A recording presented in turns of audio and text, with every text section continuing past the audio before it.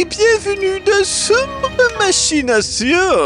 Que vous soyez un vieux briscard Tulan C2D ou que vous ne connaissiez même pas le terme de jeu de rôle papier, vous êtes au bon endroit. Laissez de côté la joie de l'insouciance et les plaisirs simples de la vie. Vous pénétrez dans un univers de douleur, d'angoisse et de peur.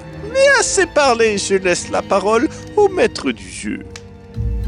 Bonjour et bienvenue dans cette saison toute particulière de Sombre Machination, puisque c'est la première de 3 saisons sur Delta Green. C'est la partie 1 de 3 parties sur Delta Green. Delta Green, un jeu de rôle qui est très cool. Mais aujourd'hui, je suis surtout avec Sir Mascox, Olin et Enrico Macias, autrement appelé Eric. Ces joueurs seront des agents de Delta Green. Donc si vous ne connaissez pas Delta Green, je vous mettrai un lien vers tout simplement Delta Green RPG, la campagne qu'on a fait il y a quelques années. Pour vous résumer, c'est en gros X-Files mélangé à Cthulhu.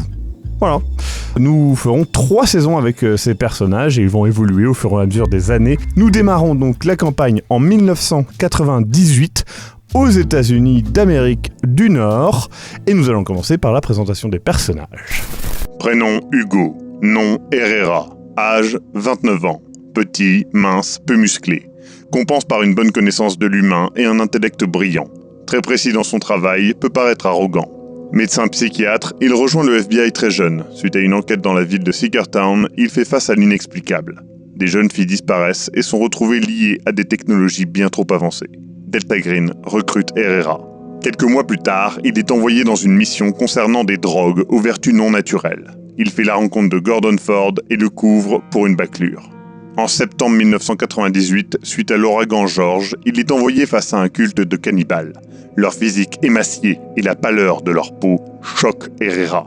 Il tente d'oublier cette rencontre et passe son temps libre avec sa petite amie Sarah Nolan, son meilleur ami Robert Villeneuve et ses parents, Gabriel et Yolima Herrera.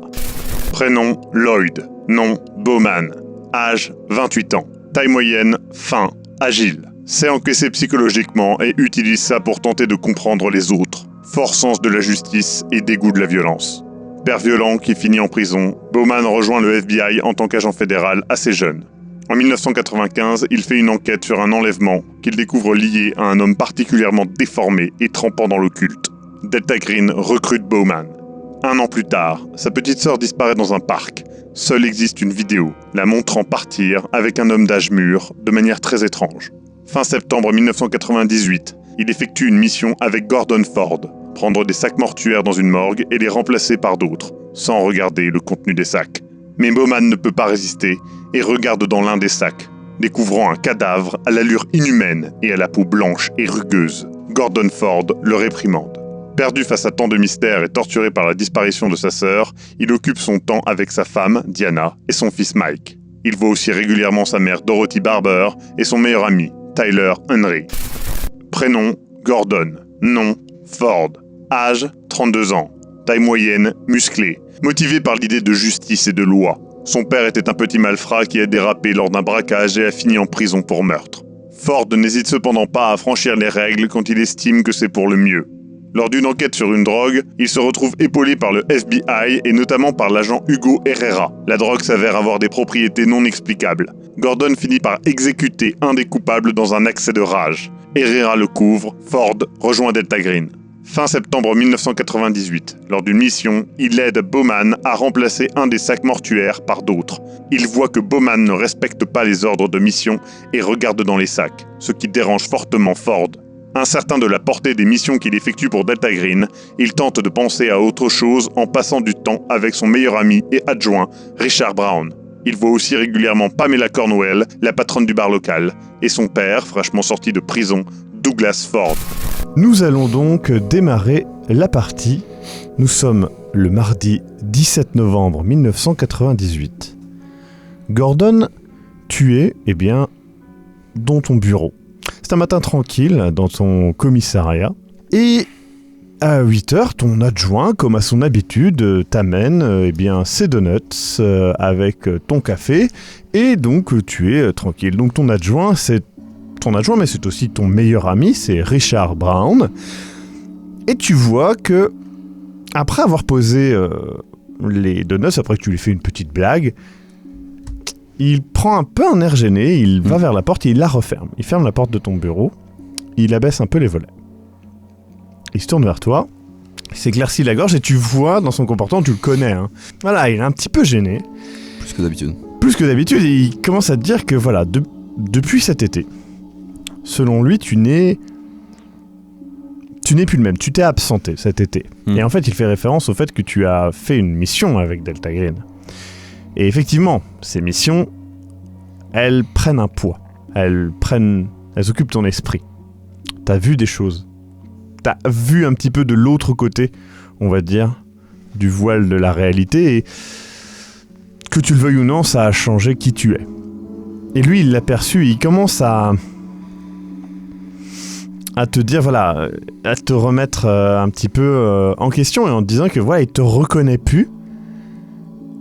Et il te dit, qu'est-ce qui se passe ? Enfin, je veux dire, je suis ton meilleur ami, tu sais, tu peux m'en parler. Alors, je sais que, voilà, je sais que tu t'es absenté, j'ai pas très bien compris, tu m'as parlé d'une mission, machin, du FBI, j'ai bien compris ça, je te poserai pas de questions là-dessus, mais en tant qu'ami, j'aimerais juste, bah voilà, enfin, on est amis et c'est aussi pour se dire les choses. Ouais, je sais, mais tu sais que je peux pas rentrer dans les détails. Tu le sais. À ce moment-là, alors que tu commences à essayer de penser un petit peu à comment tu vas gérer ça pour adoucir, ton téléphone portable sonne. Ok. Vieux téléphone portable, un Nokia 5510. J'aimerais juste regarder si c'est un numéro que je connais. Le numéro est caché. Or, tu réponds au numéro caché. Parce que tu sais que ça peut être quelque chose d'important. Tu décroches en faisant un petit signe de main. Et tu entends une voix numérique énoncer des chiffres. Le code est assez clair. Tu t'en rappelles. Rendez-vous à l'aéroport de Washington National, dans la salle de réunion 9S. Arrivée prévue à 14h locale. Le taxi arrive dans 15 minutes. Oh putain. Tu comprends que là, il va falloir que tu partes. Comme t'es. Ok. Je regarde dans mon bureau, je vais choper mon matos. Donc, du coup, tu vois que Richard, il te regarde, il fait qu'est-ce qu'il y a ? Qu'est-ce qui se passe ? Une urgence de... Je peux pas t'expliquer les détails, mais tu me fais confiance. Ouais, mais enfin là, mec... Tu leur dis que je suis pas là, que j'ai eu un problème. Tu trouves un truc, mais... Demain, t'es toujours là pour... Ouais, normalement, c'est bon. Ok, d'accord. Bon, on se dit à demain, alors. Du coup, en vrai, attends. 14h. Alors, en gros, c'est Washington. à peu près à 2 heures de où c'est bon, tu es. c'est possible. C'est possible que tu reviennes dans la journée, oui. Ok. Ouais, demain, on se fait ça demain, comme d'habitude. Ok, demain, pas un de café, soucis. je ramènerai... C'est moi qui les ramène. D'accord. Et je t'expliquerai un peu plus en détail quand on aura le temps, autour d'une bière si tu veux. Mais, ouais, avec plaisir, ok. Mais là tout de suite, il faut que... Pas de soucis. Bah écoute, je m'occupe de la mairie, y a pas de soucis. Ça roule. À plus. À plus. Tu pars, tu prends le taxi, t'arrives dans l'aéroport, tu tapes l'avion, t'arrives dans la salle de réunion 9S. Je suis toujours en tenue en plus de travail. Tout à fait, tu es comme tu es à présent. Et à tout de suite. Nous sommes le mardi 17 novembre 1998, nous sommes le matin. Tu prends un petit déjeuner avec ta femme et elle t'explique ce qu'elle a prévu de porter ce soir. Puisque effectivement, ce soir, c'est votre anniversaire de mariage. Elle commence à te parler de ça et elle est vraiment ravie que tu aies pris ce congé, puisque c'est vrai que tu travailles beaucoup et que tu as été beaucoup absent. Notamment à cause, on va être honnête, de la charge mentale qu'a représenté les missions que tu as fait pour Delta Green. Et aussi parce que, des fois, en fait, tu t'absentais à ton travail plus longtemps que nécessaire pour, éviter aussi son regard et, le regard aussi de ton enfant qui te rappelle le fait que ce que tu as vu, ce que tu as ressenti durant ces missions, pèse sur ta conscience. Elle s'absente pour aller réveiller le petit et l'amener à l'école. À ce moment-là, ton téléphone sonne. Ok, je décroche du coup. Tu entends une voix numérique énoncer des chiffres. Tu comprends, c'est Delta Green. D'accord. T'as un petit peu de mal à te rappeler comment marche le code. Ça revient, mais tu t'es obligé de noter, tu vois, tu galères un petit peu. Il y a un taxi qui arrive dans 15 minutes. D'accord. T'as rendez-vous à l'aéroport de Washington National à 14h, Ok. dans la salle de réunion 9S. Mhm. T'as juste le temps de te préparer et de partir. Ok. Ça me prend quelques minutes, quoi. Vraiment, je m'en vais, quoi. Voilà. Ok. Je vais quand même prévenir ma femme. Du coup, elle fait, mais t'as dit que t'avais pris un congé, c'est pas... Une mission urgente. Bah ouais, mais J'ai vraiment pas le choix. Ouais, d'accord, bah écoute... Je suis vraiment désolé. Et tu vois que, bah, elle comprend, mais que, bah, il y a un jour où ça sera la fois de trop. Oui, bien sûr. Tu t'absentes, tu prends le taxi, tu prends l'avion, t'arrives à Washington, tu rentres dans la salle de réunion. Nous sommes le mardi 17 novembre 1998. Tu es à ton travail, tu viens d'amener ton café, tu es rentré dans ton bureau, tu te prépares pour une journée de taf et tu reçois un appel téléphonique sur ton portable. Tu décroches et tu entends une voix numérique bien familière qui énonce des chiffres et des numéros bien familiers. C'est un code pour te donner une mission. On te donne un rendez-vous à 14h dans une salle de réunion 9S à Washington, dans l'aéroport national. Tu te dis que, eh bien, c'est la 3e mission que tu feras cette année. Que quand tu t'es engagé pour cela, même si tu as conscience de l'importance de ces missions, tu ne t'attendais pas à être aussi sollicité. Et que cette charge mentale que ça te procure un certain plaisir, une certaine curiosité morbide aussi, et tu continues à penser aux 4 individus que tu as vus la dernière fois et qui étaient vraiment très étranges. Mais tu viens de réaliser que le taxi arrive maintenant dans 10 minutes. Tu as à peine le temps de te préparer, partir trouver une excuse pour ton travail qui passera, de toute façon tu es un agent du FBI, et tu pars. Tu arrives finalement à l'aéroport, dans la salle de réunion 9S. Vous arrivez donc tous les 3, plus ou moins en même temps, dans la salle de réunion 9S de l'aéroport. Vous deux, vous reconnaissez Gordon, et Gordon, tu reconnais les deux. En quelques échanges de regards, vous comprenez très bien pourquoi vous êtes là, et vous faites des salutations finalement assez rapides et plus cordiales qu'autre chose. La tension monte un petit peu alors que l'attente se fait ressentir. Un homme arrive, la quarantaine, l'air stressé. Immédiatement, il ferme la porte, la verrouille, se retourne vers vous, vous regarde de la tête aux pieds, laisse un petit silence, et vous avez pas été suivi, hein? Vous êtes sûr, hein? Je ne pense pas, non. Vraiment pas. Ouais. Non. Ok. Hugo, c'est ça? Mhm. Vous avez fait quoi hier soir? Comment ça, qu'est-ce que j'ai fait hier soir? Qu'est-ce que vous avez fait hier soir? Je suis sorti avec un ami, pourquoi? Ok, très bien. Lloyd? C'est ça? Mhm. C'est quoi le prénom de votre femme? Diana. Ouais, c'est ça, ouais. Ça va, monsieur? Ouais, non, ça va. Ok, qu'est-ce que t'as à Faites dire? voir. Et il approche et il chope ton badge et regarde de près. Oui, tu le sais déjà. Ouais. Bon. Alors, il sort des enveloppes. Il vous les donne. Dedans, il y a des faux papiers. Vos identités pour cette mission. Hugo, tu seras Charles Hernandez. Lloyd, Colin Furrow. Et toi, Gordon, Clint Barrington.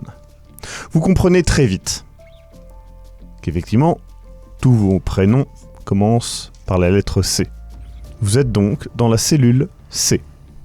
Vous savez qu'il y a des cellules qui portent des lettres. Plus elles sont élevées, plus vous êtes en haut des rangs. La dernière fois, vous étiez rang E. Vous avez été très clairement surclassé. Vous ne savez pas si c'est une erreur, si c'est prévu, si vous avez finalement mal compris la hiérarchie de Delta Green. Toujours est-il que, maintenant, vous êtes la cellule C. Il vous explique ensuite, rapidement, que la cellule E a été envoyée à Brooklyn. Il y a eu une disparition soudaine de Roger Graham, un photographe amateur. Il vous explique évidemment des gens qui disparaissent à New York, il y en a tous les jours, et que Delta Green ne se déplace pas pour ça. Mais Monsieur Graham possédait un blog. Et oui, nous sommes en 1998, Internet explose, et les blogs font fureur. Dédié à la photographie, ce blog a commencé à montrer des photos d'un lieu assez étrange, non reconnaissable sur les photos, mais présentant une architecture impossible. Des angles, des choses très bizarres, des symboles occultes et des choses qui ne rentrent pas plus en détail mais qui ont soulevé un grand intérêt pour Delta Green. Dans votre dossier, vous avez notamment de ces photos où vous comprenez que, effectivement, en voyant la photo, il y a des angles qui ne sont pas possibles en fait. Comme vous savez sur ces dessins de Escher, où on ne comprend pas le haut, le bas, la droite, la gauche, le sol, le plafond. Il a donc été décidé d'envoyer une équipe pour fouiller l'appartement de Monsieur Graham, couper tout simplement l'accès au site internet, vérifier d'où viennent les photos, trouver où est Monsieur Graham, s'il y a bel et bien une aberration, et s'il y avait une aberration, la détruire. Tout ça discrètement. Malheureusement, depuis 2 jours, plus aucun contact avec l'équipe.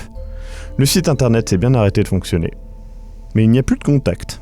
Il est donc de votre responsabilité de reprendre la mission, éventuellement retrouver et savoir ce qui s'est passé avec l'autre équipe, et donc, s'il y a une aberration, de la supprimer, ou de la contrôler, en tout cas.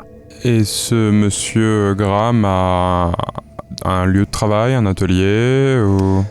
Il vous fait signe en montrant l'enveloppe. Dans l'enveloppe, vous avez une réservation d'hôtel à New York sur Park Avenue, dans Little Italy, au nom de Ethan Emmerich, qui est vraisemblablement un des membres de l'équipe E. Vous comprenez assez vite.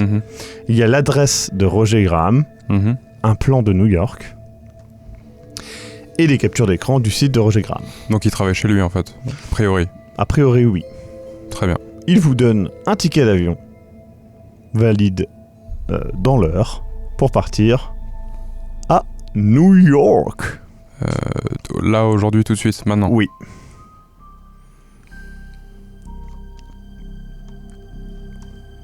Il vous donne aussi un numéro de téléphone à appeler pour le tenir au courant. Et aussi un lieu où avoir un hôtel, etc. Déjà réservé. Vous prenez donc l'avion et arrivez donc assez rapidement à New York. Toujours la même après-midi. Où souhaitez-vous aller ? Vous êtes installé dans votre hôtel, vous avez déposé les quelques affaires que vous avez pu prendre et vous êtes donc cette fois-ci à New York directement. Donc vous avez, je le rappelle, l'adresse de l'appartement de Monsieur Graham et l'adresse de l'hôtel où il faudra entrer tant bien que mal, en tout cas dans la chambre de la réservation de l'équipe E. Il y a un lieu qui, au vu des distances sur la carte, ce serait plus rapide. Et l'appartement est pas très loin d'où vous êtes. L'appartement est dans le Bronx. Ok. Moi, juste avant, j'aimerais juste passer un coup de fil à Richard, juste pour le prévenir que, au final, ça prend plus de temps. Ouais. Juste, voilà. Vous le voyez dans la pièce, il le fait, et vous voyez justifier ça. Oui. Je contacte du coup Sarah, ma fiancée, pour la prévenir que je ne rentrerai pas aujourd'hui. Et peut-être que je serai absent quelques jours. Du coup, elle comprend assez rapidement, en tout cas. Je vais appeler ma femme. Ta femme ne répond pas au téléphone. Ok. Du coup, tu lui laisses un message ? Ouais. Je vais lui dire que, a priori, ce soir, je ne serai pas là. Très bien. Vous allez donc dans l'appartement de monsieur ? On y va. Donc vous avez une voiture de location sur New York. vous ne vous déplacez pas dans le métro, etc., puisque vous avez quand même du matériel avec vous, notamment des armes à feu, des cartouches, ce genre de trucs-là que vous pouvez avoir sur vous, donc vous ne prenez pas le risque de prendre des transports en commun. Du coup, j'ai, je pense, une mallette ou bien du matériel, on va dire peut-être de médecine ou en tout cas d'études médico-légales. Tout à fait. Parfait. Vous avez de quoi enquêter et ce que votre corps de métier requiert pour faire votre taf. Appareil photo, des choses comme ça. Vous arrivez donc dans le quartier de Monsieur Graham. C'est le Bronx, c'est un quartier plutôt... la rue où il est plutôt tranquille, un immeuble plutôt basique. Les gens me regardent comment par rapport à mon uniforme qui est pas du tout un uniforme de flic new-yorkais? En vrai, ils s'en branlent. Ouais, On est à New York, mec. Ils s'en tapent. Ouais. Total. Je cherchais une justification. Qu'est-ce qu'un flic de la campagne vient foutre là, mais... Je comprends. Vous arrivez dans l'entrée, vous regardez les noms, vous comprenez l'étage, vous arrivez... Et donc la porte de l'appartement est défoncée. Avec un Yellow Scotch of the Police qui est placé. Vous pouvez rentrer sans difficulté, bien évidemment. Est-ce qu'il y a quelqu'un à l'étage, présent à l'étage sur le palier quelque part? Pas là. Ok. Très bien. On rentre? Je pense qu'on va rentrer. Hein. Vous voulez que je fasse le piquet devant Je pense que tu peux juste remettre le scotch, ça ira. Ouais. L'appartement a été fouillé. Il est clairement... il a été vidé. Mais fouiller, on le voit que ça a été fait par des professionnels, genre la police, ou alors fouiller, c'est vraiment pas organisé du tout et c'est fouillé par d'autres personnes. Au vu du fait qu'il manque carrément un PC, il n'y a plus qu'un moniteur avec des câbles, la police fait pas trop ça. Elle aurait fait un truc plus clean. Là, ça semble vraiment fait... Vous auriez pu faire ça. Ça ressemble plus à un cambriolage qu'à... Ça ressemble plus à quelqu'un qui a essayé de faire le taf de la police, mais qui avait pas forcément le temps et qui s'est dit « Ok, on va faire ça vite. » Et du coup, c'est un peu bâclé. Comme gérer des priorités. Voilà, c'est ça. Il y a plusieurs choses, notamment au sol, vous voyez, blessé de manière hasardeuse, un peu comme ça, des notes que vous prenez, lisez rapidement, vous voyez que c'est un scénario qui met en scène 3 personnages qui parlent avec une créature monstrueuse dans un cimetière. Une sorte de script, en quelque sorte. Vous lisez rapidement quelques lignes au cas où il y a un rapport avec quelque chose. Ça parle de trahison, de réalisation. Et la dernière ligne est « Ils regardent les lignes mais ne comprennent pas le message ». C'est souligné.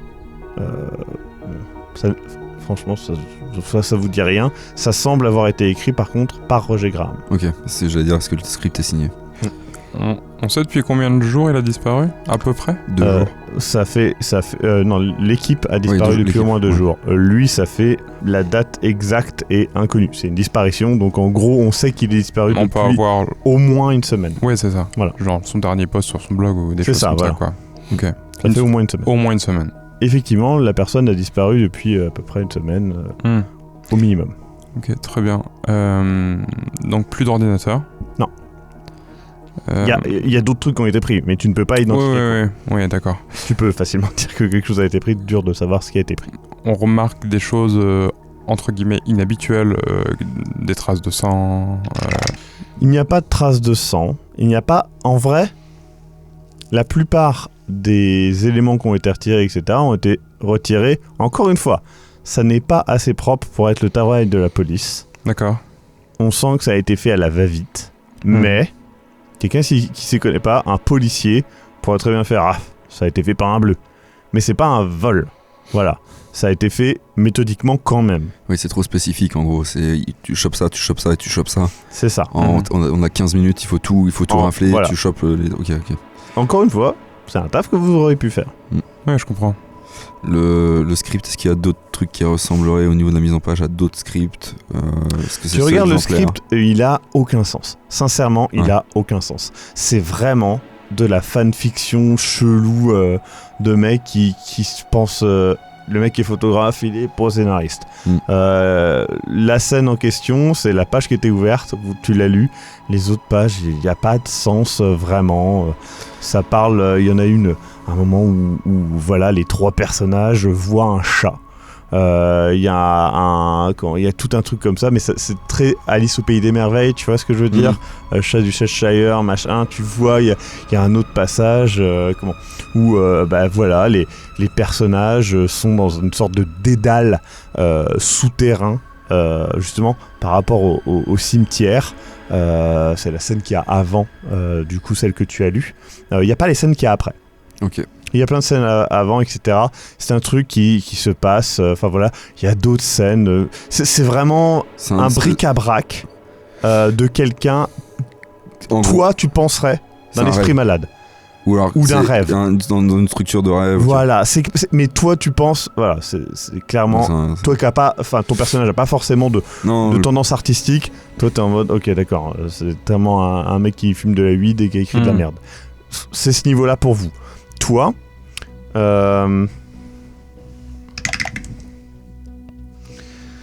Toi, tu trouves que dedans, il y a quand même une représentation justement par rapport au rêve assez intéressante, avec des projections, etc. Les personnages, tu regardes pas en détail, mais les personnages sont plutôt intéressants, construits.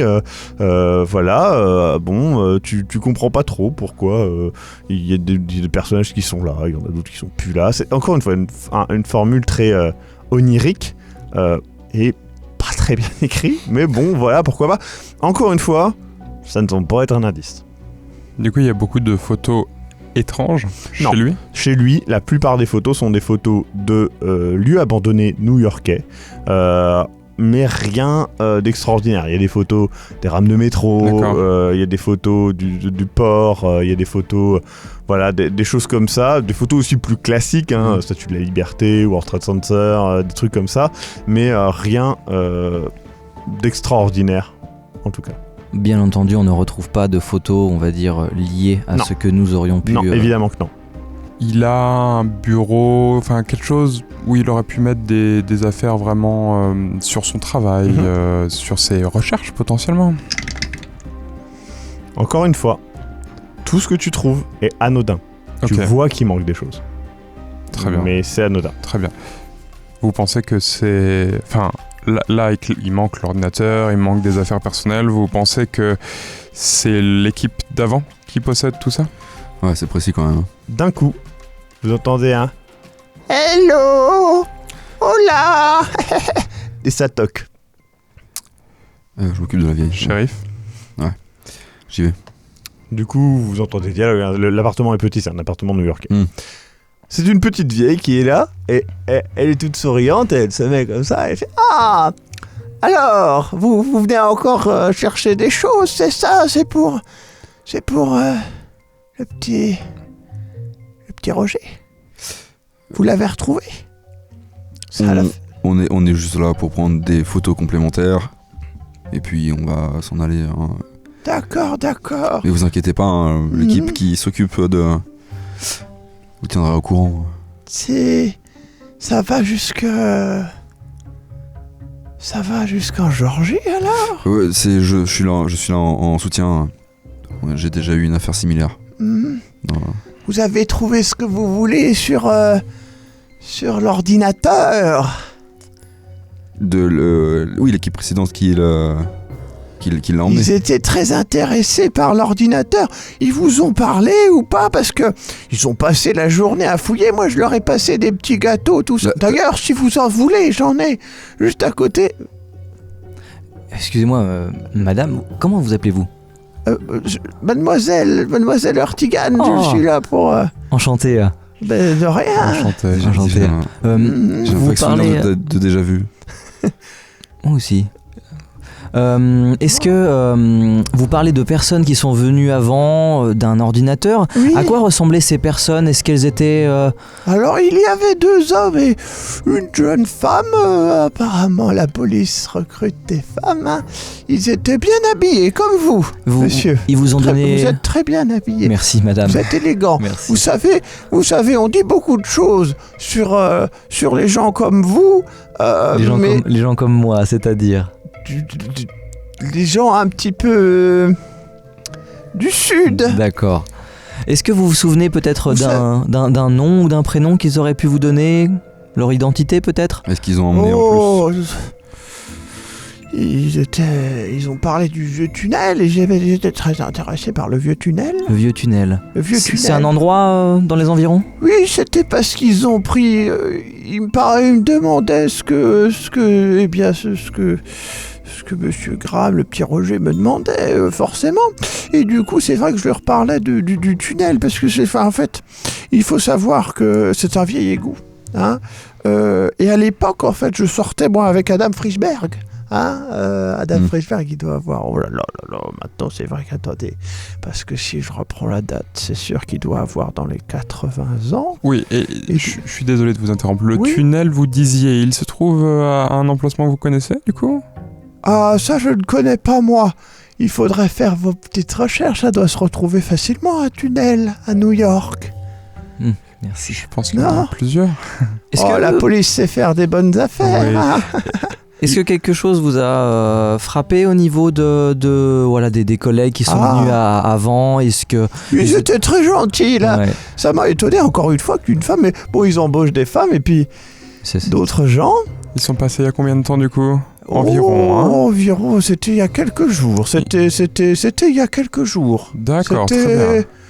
C'était pas hier, c'était pas avant-hier, ça Ils c'est étaient- sûr. Ils étaient 3? 3, oui. Vous êtes bien au courant, vous avez regardé? Vous avez observé ce qu'ils faisaient? Oh non, vous savez, moi je ne m'occupe pas des affaires de la police. Je leur ai simplement demandé s'ils avaient des informations, c'est ça, hein. Mais Oui, voilà. bah, non, mais par rapport aux logique. bunkers, c'est ce que je leur expliquais, c'est quand même incroyable. Parce que moi j'ai visité une station d'épuration, une station de pompage avec du coup Adam Frischberg, hein, qui je le rappelle, enfin à l'époque on avait une petite amourette, rien de Je suis bien. désolé, Et c'est madame. vrai que c'est impressionnant. Nous sommes légèrement pressés. Ah d'accord. Et on va vous laisser passer votre bonne journée. Très bien. Attendez, Oui. vous avez pas une idée de combien de boîtes d'archives ils ont emmené avec eux? Ils ont vu quelques cartons et puis Oui. la grosse boîte là de l'ordinateur, hein, qui est branchée à la petite télé qu'on voit là. La petite télé avec Oui. ça comment ça s'appelle ça? C'est un clavecin, c'est un Un moniteur. moniteur. Ouais. Ah. Est-ce que non, rien ne vous a semblé étrange dans leur attitude, où ils étaient un petit peu mais c'est pressés vrai ou... que l'un des trois, c'était une femme, effectivement. Mais bon, comme je vous l'ai dit, pourquoi pas, hein, comme je vous l'ai dit. Après, c'est normal. Moi, je trouve ça très bien qu'ils engagent des femmes et puis des gens comme vous, monsieur. Je suis sûr que vous devez être très occupé. Oh ben non, si vous voulez passer prendre un petit thé, j'ai peut-être... Il y a peut-être moyen de... Je sais pas, vous buvez du thé? C'est bien aimable, nous aimerions accepter votre invitation, mais nous allons continuer un petit peu nos recherches. En tout cas, vos informations étaient vraiment très très précieuses. Ah ben écoutez, si on peut aider, hein. Parce que c'est vrai que voilà. Heureusement qu'il y ait aussi des gens comme vous, justement, dans les environs pour être vigilants à tout ce qui se passe aux alentours. Toujours là, aux aguets, hein, on surveille. Vous savez, Tout à ici on est quand même dans le Bronx, alors faut surveiller quand même. Hein, bon, Faut faire C'est attention aux... Oui, ça. hein, on fait attention, mais vous savez, vous êtes de la police. Oui. Donc voilà. c'est notre métier. Ben Faire oui, c'est attention. ça. Oui. Madame Artigan, une bonne journée à vous. Merci. La bonne journée. La bonne journée. Vous êtes sûr que vous ne voulez pas un C'est- petit gâteau de... Tout est parfait. Très bien. Eh bien, bonne journée à vous. Et voilà. Hein? La bonne journée. Parce que c'est vrai qu'en plus, en ce moment, il commence à faire frais. Et du coup, Parce que vous savez, avec mon ami... tu l'as raccompagné.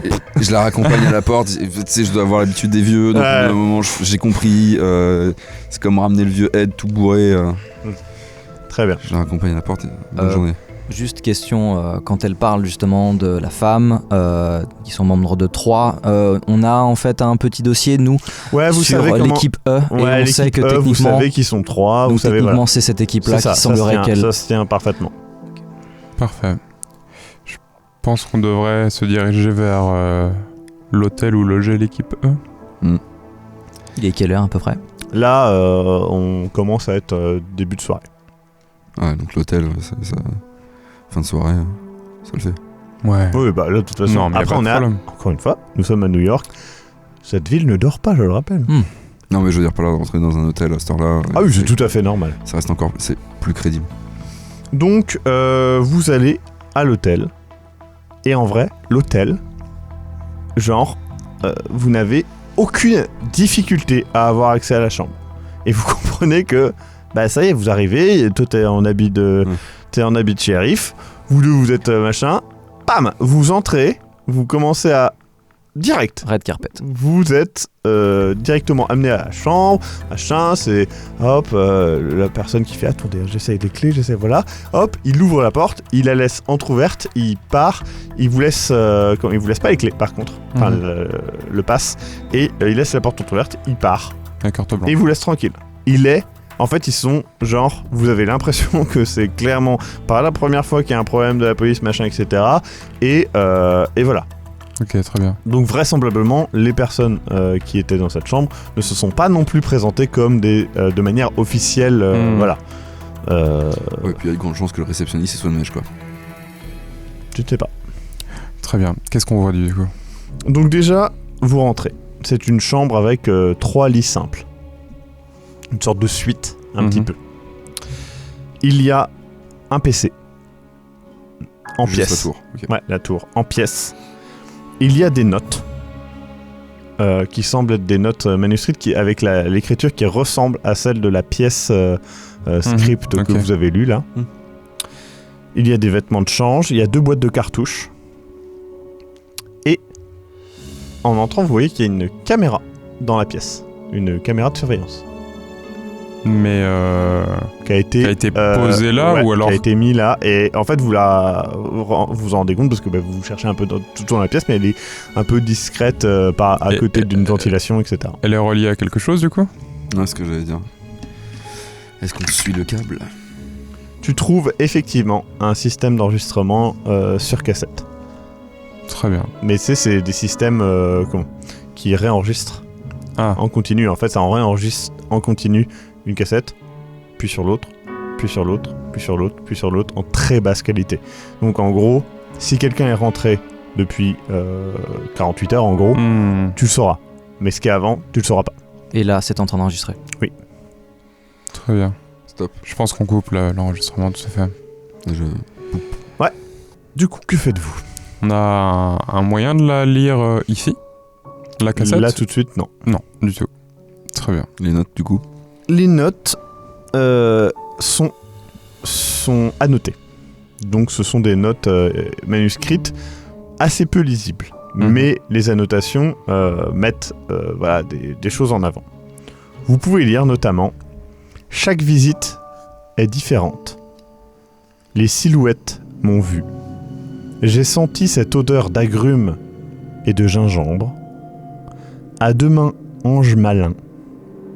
Les couloirs changent, mais le mystère reste. Ce chat étrange me fixe, son regard me perce. Je dois aller au fond, tenter de revoir les rues.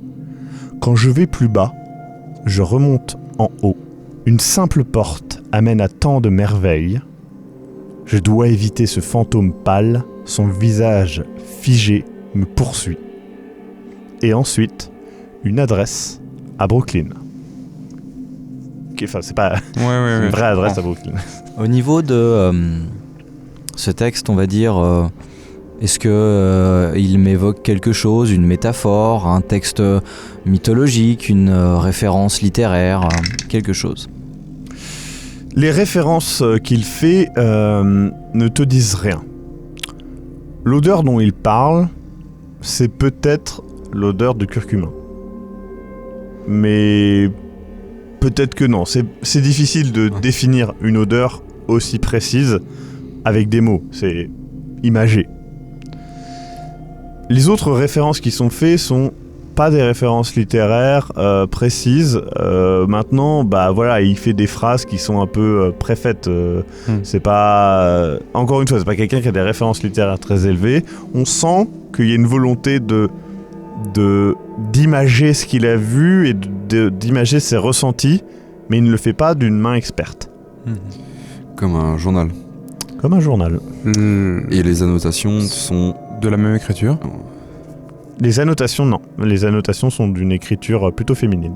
Et du coup, les annotations, elles sont à des endroits précis du texte, en fait. Ça souligne ce que tu viens de dire. Ça en fait. souligne tout ce que je vous ai dit. Okay. Le reste du texte, c'est soit des phrases qui amènent finalement à la phrase, soit des choses qui se répètent, soit des choses comme j'ai descendu l'échelle, j'ai découvert machin, j'ai pris la photo, ISO, machin chose. C'est des trucs techniques, rien d'intéressant. Okay. En vrai, le travail de recherche a déjà été fait, c'est ça que vous voyez. Ok. Et les annotations, c'est plus une mise en évidence que des informations en plus, du coup. Oui, il n'y a pas d'informations en plus. C'est vraiment quelqu'un qui a lu le texte, souligné, lu le texte, souligné, entouré. Très bien, voilà. Très bien.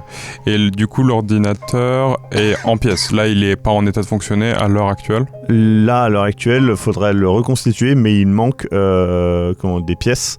Maintenant, les pièces qui manquent, c'est clairement pour pas qu'il fonctionne, en fait, l'ordinateur. Donc clairement, ils ont certainement détruit le disque dur, des choses comme ça en fait. Ouais, donc on n'aurait pas moyen de récupérer le disque dur, de le brancher sur un de nos ordinateurs pour voir un peu ce qu'il y a à l'intérieur ou des choses comme ça. Non. Dans les fringues, il y a des vêtements de femmes, 2 vêtements d'hommes. Papier d'identification, quelque chose comme ça. Et globalement, Il n'y a pas de parfum. Ok. Globalement, la suite est ordonnée. C'est pas complètement le bordel, maintenant c'est pas quelque chose qui a été rangé. Et d'ailleurs sur la porte il y avait le ne pas déranger. D'accord. Et ils ont fait certainement une demande pour pas être dérangé puisque les lits ne sont pas faits. Ok. Ce qui est peut-être une volonté personnelle de ne pas avoir quelqu'un qui rentre dans la chambre. Ok. Vous pensez qu'ils se sont rendus à l'adresse indiquée sur la note ? Ça serait bien qu'on se renseigne en tout cas sur le dernier jour ou les dernières heures qu'ils ont passées ici, si quelqu'un les a vues. On regardera aussi, je pense, les vidéos peut-être à notre appartement à nous, à notre hôtel. Ou alors Si on peut demander aux réceptionnistes de l'hôtel s'ils ont une salle de caméra. On regarde rapidement et puis... L'adresse en question que vous avez, vous pouvez regarder sur le plan de New York que vous avez. Ouais, ou sur Internet. C'est en Brooklyn. Non. Non. Enfin, c'est plus difficile sur Internet, on est en 98. Donc Google, ça n'existe pas. Ah ouais. Et oui. Enfin, ça existe, mais pas comme... Okay. donc en gros, vous pouvez trouver sur le plan assez facilement. En fait, c'est à côté d'un canal. D'accord. Et c'est vraiment juste à côté d'un canal, d'une sorte de fin de canal, en gros. Ouais, les égouts dont parlait la vieille. C'est possible. Ok. Il est quelle heure ? Là, on est en début de soirée. Est-ce qu'il y a quelque chose d'intéressant à prendre ? Bah, qu'est-ce qu'on prend ? La note, je pense. Est-ce qu'on laisse l'ordinateur ou pas ? Vous Il n'y a voulez rien du prendre tout à... Les cassettes de vidéosurveillance, peut-être ? Les cassettes, vous les prenez, d'accord. Vous prenez les pièces d'ordinateur, vous pouvez rien prendre d'intéressant. Par contre, les notes, vous pouvez les prendre. Le reste est franchement anodin. Il n'y a pas de documents, des choses sur... Je vous propose, pour laisser le moins de traces possible, on sait jamais, on regarde les caméras avec le gars le réceptionniste de l'hôtel, puis on les remet à leur place, et on relance tout, et on se tire. Est-ce qu'on met un yellow scotch of the police ? Non, il garde le... Quoi qu'il arrive, il garde. Non, parce que pour mettre un yellow scotch of the police, techniquement, il faudra il faudrait lancer une enquête. Ouais, ok. Est-ce que dans la chambre ou quelque part, il y a des livres ? Non. Ok. Vous voulez qu'on s'y rende maintenant ou demain ? Début de soirée ? Vous êtes équipé en lampes, etc. Vous avez des maglights, des trucs comme ça. Moi, de préférence, si ça pouvait être fait vite. Ouais, de toute façon, c'est une course on cherche des gens, donc c'est une course c'est une course contre la montre. Ouais. La moindre minute compte. Course je vais regarder personnel. Je vais regarder rapidement à la réception s'ils ont une salle des caméras. Juste checker en... Ils te montrent la caméra. Encore une fois, ils sont... en Open. fait, on sent que les mecs ont peut-être déjà eu des problèmes avec la justice et qu'en gros ils sont en mode ok attendez on vous donne tout, ils veulent pas, en gros ils veulent que tout soit réglé vite, bien, pour pouvoir relouer la chambre et enchaîner. Et les mecs sont professionnels, c'est tout. Ils sont pas louches. D'accord, je remarque rien moi du tout au niveau de leur comportement. Justement, en lisant leur comportement, tu vois que eux, ils sont efficaces. Ils sont là pour être efficaces. Ils sont là pour vous aider, pour que vous vous cassiez, pour qu'ils puissent relouer la chambre, pour que ça soit fini et qu'ils puissent enchaîner. Ils cachent pas des choses en fait. Ils sont là pour tout vous montrer directement, le plus possible, faire le témoignage. Ils disent les trucs précis, etc. Les choses que vous savez, c'est que la chambre a été louée en avance, ce qui est plutôt classique chez Delta Green. Et les plans de caméra les montrent quitter l'appartement. Quand ? À la date quand il y a des derniers signaux, 2 on va jours, dire. En fait. Donc en gros, ces informations-là ne sont pas très utiles pour votre enquête. Vous savez juste qu'ils sont partis. Ils n'avaient pas l'air, sur les images, ils ne sont pas stressés, etc. Ils sont décontractés. Ils sont, ils vont en mission. Ils sont pas particulièrement. C'est cool, pas la plage non plus. C'est ça. Ouais, donc ils partent il y a 2 jours et on a des cassettes qui sont littéralement vides. De rien jusqu'à notre arrivée en fait. Tout à fait. Ok. Bon, on va se rendre au lieu, je pense. Vous galérez un petit peu à garer la voiture non loin de cette zone. Vous descendez en fait le long du canal sur un petit escalier un petit peu tranquille. Comme là c'est la soirée, il n'y a pas grand monde. Il y a des voitures forcément, mais voilà. Vous arrivez face à une bouche d'égout assez travaillée en briques.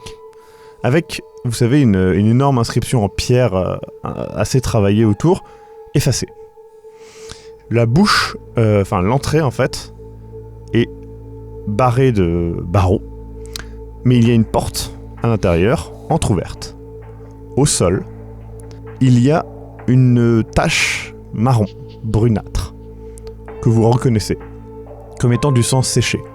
Séché d'il y a plus longtemps que 2 jours.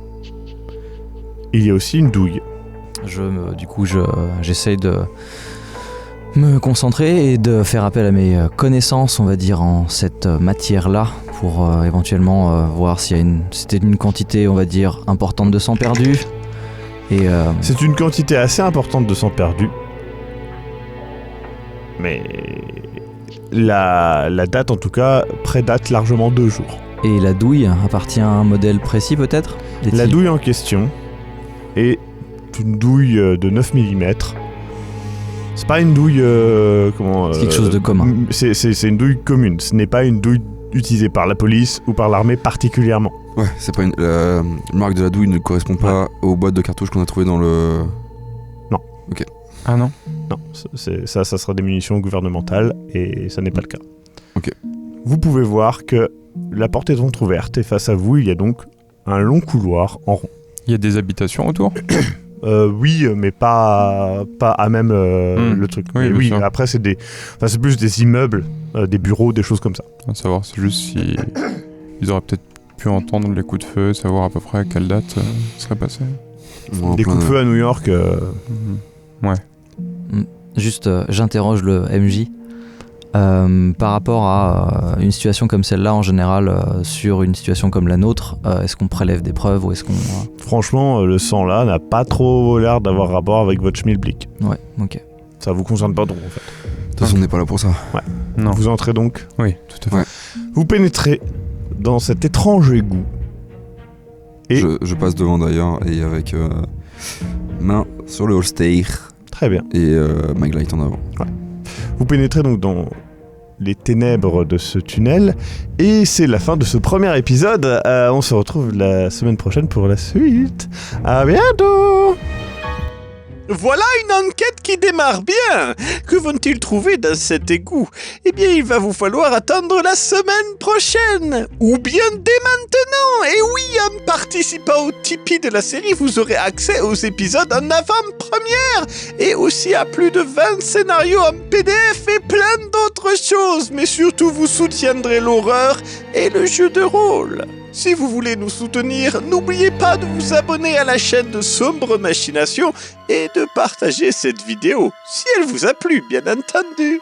En attendant, prenez garde aux tentacules de l'ombre et aux alignements de planètes impies. Et guten Tag chez vous!